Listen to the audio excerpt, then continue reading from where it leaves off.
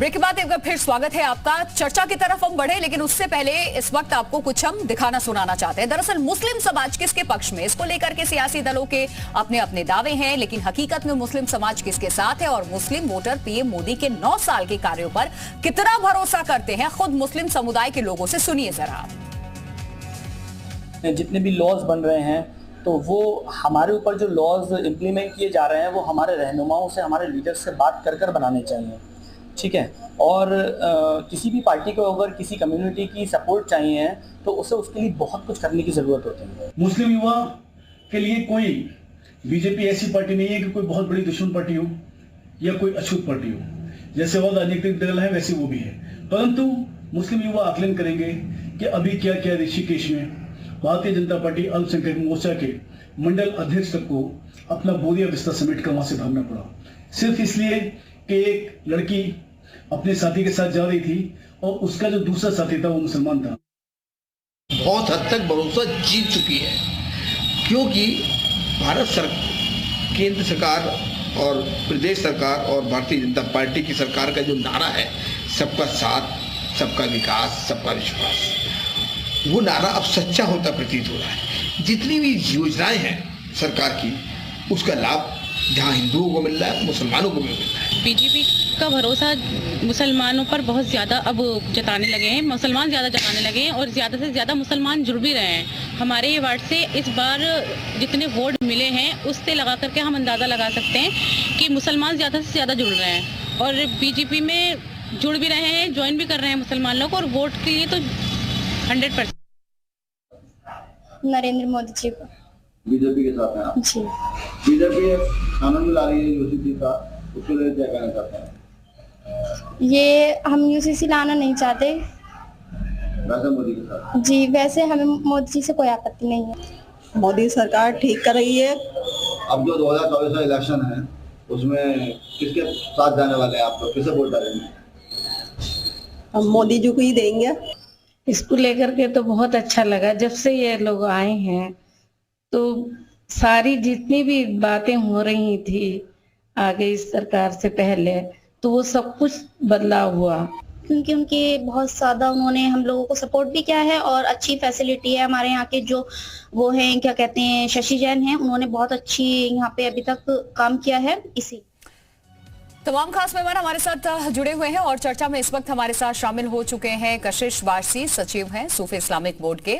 कशिश वारसी जी, बहुत स्वागत है आपका चर्चा में। और आनंद दुबे, सबसे पहले आपसे ही अब मैं शुरुआत करना चाहूंगी। सुन के बड़ा सुकून लगा होगा, बहुत सारी बातें आपके हक में कही गई हैं, बहुत सारी उम्मीदें भी हैं, एक आध शिकायतें भी लोगों के सामने आई, महिलाओं ने भी ये शिकायत किया, मोदी जी से हमें कोई दिक्कत नहीं है, कोई परहेज नहीं है, लेकिन हम यूसीसी नहीं चाहते हैं। सर, कहीं यही वजह तो नहीं है? क्योंकि अभी जिस तरीके से यूनिफॉर्म सिविल कोड को लेकर के बातें हो रही हैं, उसमें लैक ऑफ इंफॉर्मेशन हमें देखने को मिल रहा है।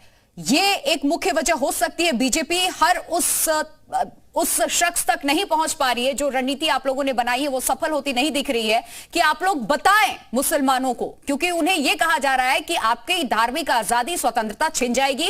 और मेरे ख्याल से इसीलिए इस तरीके के रिएक्शंस भी सामने आ रहे हैं यूनिफॉर्म सिविल कोड को लेकर के भी। आनंद दुबे, आपकी आवाज नहीं आ रही, अनम्यूट कीजिए अपने आप को। जी जी आप जी। हाँ, देखिए, सबसे बड़ी बात चलाए, हो सकता है अभी कपिश लगा दे कि आप बीजेपी के पक्ष वाली बाइट ले आए, ये भी कह सकते हैं ये।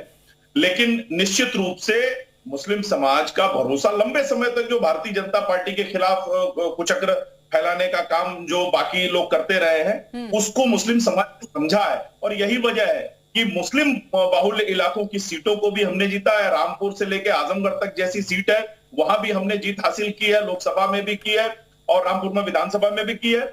लेकिन कपिश जी ने एक बड़ी बड़ी बातें की। मैं कपिश जी को बताना चाहता हूं कि आज भी उत्तर प्रदेश की विधानसभा में समाजवादी पार्टी के सिर्फ 2 विधान परिषद सदस्य हैं और हमारे 4 हैं, जिनमें 2 पसमानदा समाज के। 391 मुस्लिम कैंडिडेट्स को निकाय चुनाव में हमने टिकट दिया। लेकिन आप वो लोग हैं जो मुसलमानों के नाम पर आतंकवादियों के मुकदमे वापस लेते हैं। आप वो लोग हैं जो मुसलमानों के नाम पर अतीक अहमद और मुख्तार अंसारी जैसे लोगों का सपोर्ट करते हैं, और जब 3 तलाक की बात आती है, 3 तलाक जैसे कानून को खत्म करने की बात आती है, मुस्लिम बहनों को न्याय देने की बात आती है, तो आप तो उसका विरोध करते हैं, उसके खिलाफ में जाके खड़े होते हैं। और दूसरी चीज, आप बताइए, आप तो बहुत मुसलमानों की बात करते हैं, जरा बता दीजिए, आपने आजम खान को राष्ट्रीय अध्यक्ष क्यों नहीं बना दिया, या किसी मुसलमान को समाजवादी पार्टी का राष्ट्रीय अध्यक्ष क्यों नहीं बना दिया? सिर्फ आपने वोट लिया और उनको ठगने का काम किया, और इसी वजह से आज मुस्लिम समाज समाजवादी पार्टी को पूरी तरह से छोड़ चुका है। कपिल श्रीवास्तव। प्रिया जी, सास की खीर कसौटी पे नहीं उतारी जाती है। ये इनको कहने का अधिकार किसने प्राप्त करा दिया कि आज एमएलसी के आपके 2 लोग हैं? अरे हमारे एमएलसी हैं ही कम, तो इसलिए 2 हैं।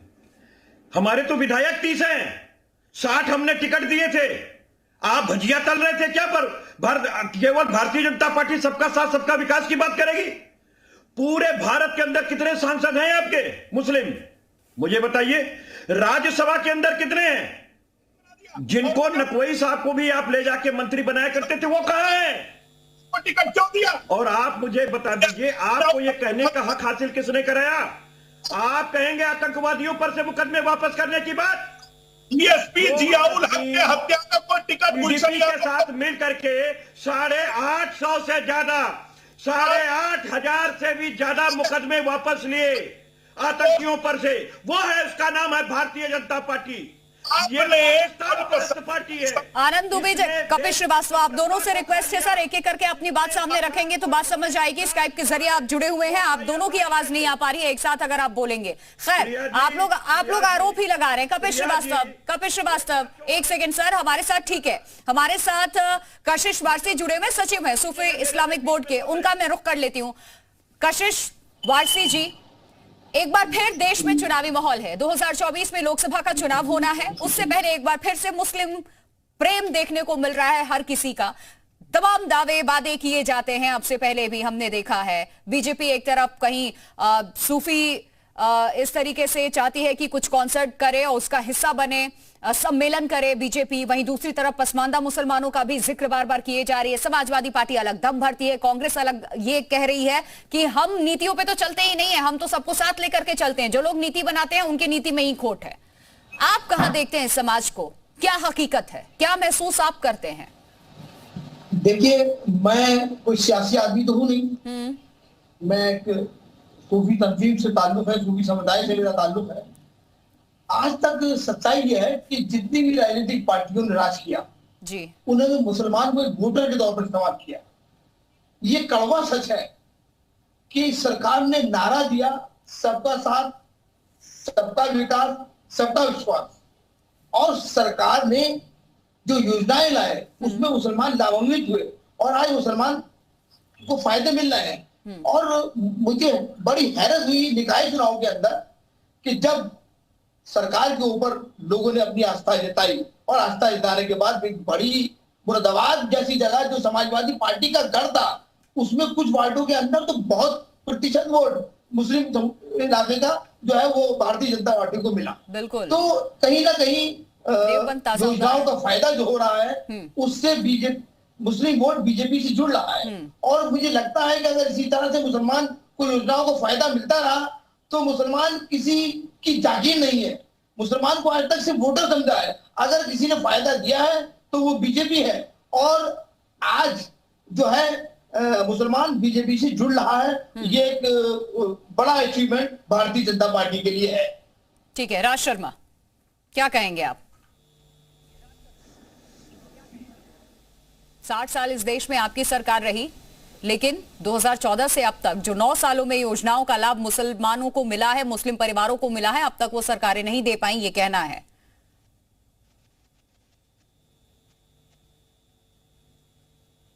राज शर्मा, अगर मुझे सुन पा रहे हैं। मैं तो एक ही बात कहूंगा कि भारतीय जनता पार्टी जो है, आप लोग नारा उनका कह रही, जब से भारतीय जनता